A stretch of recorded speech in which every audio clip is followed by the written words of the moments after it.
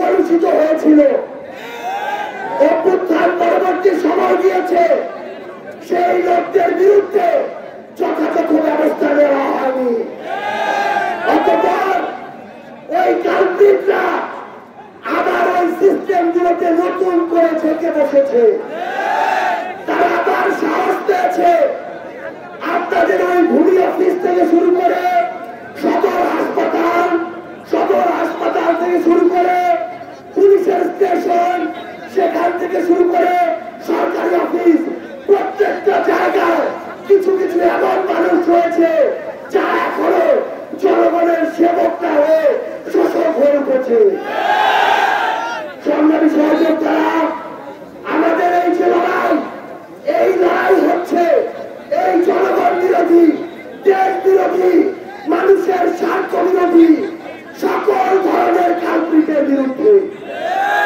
সংগ্রামী সহযোদ্ধারা, আমরা যখন এই নতুন লড়াইয়ে আপনাদেরকে সাথে নিয়ে নেমেছি, যখন ওই কালপ্রিট গুলো দেখছে যে আমাদের এই অগ্রযাত্রাকে কোনোভাবেই আটকানো যাচ্ছে না, তখন তারা বিভিন্ন ভাবে আপনাদেরকে আসতে বাধা দেওয়া শুরু করেছে। তখন তারা বিভিন্ন ভাবে আপনাদেরকে ভয় দেখানো শুরু করেছে। তখন তারা বিভিন্ন ভাবে পিছন থেকে ষড়যন্ত্র করা শুরু করেছে। তখন তারা সোশ্যাল মিডিয়া থেকে শুরু করে বিভিন্ন জায়গায় প্রপাগান্ডা ছড়ানো শুরু করেছে। সংগ্রামী সহযোদ্ধারা, আমরা স্পষ্ট করে একটা কথা বলি, এই বাংলাদেশে আমরা অন্ধভাবে কাউকে বীর মানব না। কেউ যদি ৯৫টা ভালো কাজ করে সেটার জন্য ভালো বলবো, আবার যদি ৫টা খারাপ কাজ করে সেটার জন্য তাকে খারাপ বলবো। একইভাবে কেউ যদি ৯৫টা খারাপ কাজ করে তাকে যেমন খারাপ বলবো, ৫টা ভালো করলে সেটাও ভালো বলবো। আমরা আগামীতে আমাদের এই বিবেককে আর কোন দল, ব্যক্তি, গোষ্ঠীর মার্কা, প্রতিষ্ঠানের কাছে আর বন্ধক দিব না। সংগ্রামী সহযোদ্ধারা, আমরা ভুলি নাই এই বাংলাদেশে ২৪শে জুলাইয়ে তার পূর্বে কোন কোন প্রতিষ্ঠানগুলোকে শেখ হাসিনা কিভাবে ব্যবহার করেছিল। আমরা ভুলি নাই কিভাবে কোন প্রতিষ্ঠানগুলোকে ব্যবহার করে বিচার বহির্ভূত হত্যাকাণ্ড ঘটানো হয়েছিল। আমরা ভুলি নাই কিভাবে আয়না ঘরে বছরের পর বছর ধরে আমার মজলুম ভাইদেরকে বন্দী করে রাখা হয়েছিল।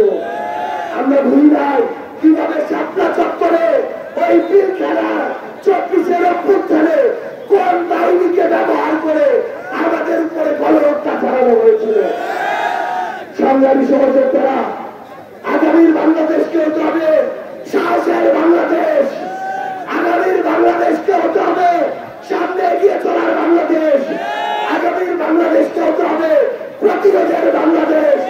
আগামীর বাংলাদেশ হতে হবে অন্যায়ের বিরুদ্ধে মাথা উঁচু করে প্রতিবাদ করার বাংলাদেশ। শেরপুরের সংগ্রামী সহযোদ্ধারা, বিপ্লবের সহযোদ্ধারা, শেরপুরের আমাদের শের ভাই বোনেরা, আপনারা আজকে শেরপুরের উন্মুক্ত মঞ্চে একটা পথসভায় হাজার হাজার মানুষের যে জনসমুদ্র দেখিয়েছেন, এই জনসমুদ্র আমাদেরকে আজীবন আপনাদের জন্য লড়াই করে যাওয়ার অনুপ্রেরণা জুগিয়ে যাবে। আমার সংগ্রামী সহযোদ্ধারা, একটা জিনিস মনে রাখতে হবে, আমরা যদি ভয় পাই তাহলে সেখানেই শেষ, কিন্তু আমরা যদি রুখে দাঁড়াই সেটাই হবে আগামীর বাংলাদেশ।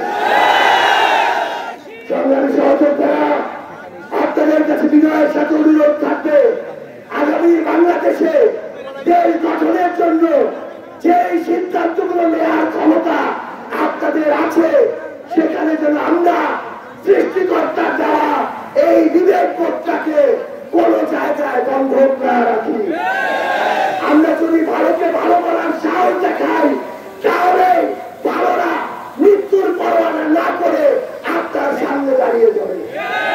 সংগ্রামী সহযোদ্ধারা, যদি বাংলাদেশকে কাঙ্ক্ষিত জায়গায় দেখতে চাই, নিজের দায়িত্বটা নিজের পালন করতে হবে। শুধুমাত্র অন্য দলের বলে, অন্য মতের বলে আমরা যে মনে করি। আমরা যেন কাউকে শত্রু না বানাই। ইনশাআল্লাহ আমরা ঐক্যবদ্ধভাবে আগামীর আমাদের কাঙ্ক্ষিত বাংলাদেশ গড়ব, জুলাইয়ের কাঙ্ক্ষিত বাংলাদেশ গড়ব, অভ্যুত্থানের কাঙ্ক্ষিত বাংলাদেশ গড়ব। সেই বাংলাদেশ গড়ার যাত্রা এই শেরপুর থেকে শুরু হবে ইনশাআল্লাহ।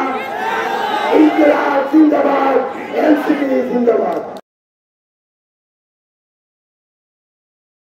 ওয়ালটন এখন দেশের সীমানা পেরিয়ে পৌঁছে গিয়েছে 50টিরও বেশি দেশে। ওয়ালটন, ঘরে ঘরে বিশ্বজুড়ে।